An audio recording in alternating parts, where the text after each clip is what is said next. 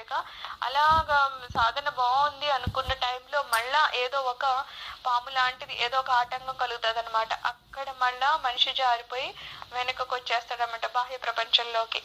So నిచ్చెనలు ఎక్కడం అంటే ప్రగతి సాధించడం, పాము నోట్లో పడి కిందకి జారడం అంటే సాధనా మార్గంలో ఎప్పుడో ఎక్కడో ఒక చోట యాతనలు పడడం వంటివి తరచూ చూస్తూ ఉంటాము దారి పొడవునా.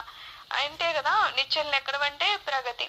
ఏదో సాధన బాగా జరుగుతూ ఉంటుంది, అంతట్లోకి పాము నోట్లో పడ్డామంటే ఏదో అడ్డంకులు వచ్చేసి మనకి ఆధ్యాత్మిక సాధన సరిగ్గా జరగకుండా ఏవో జరుగుతూ ఉంటాయి. సో అలా ఏవో జరుగుతూ ఉంటుంటే మనం చూస్తున్నాం అంటున్నారు.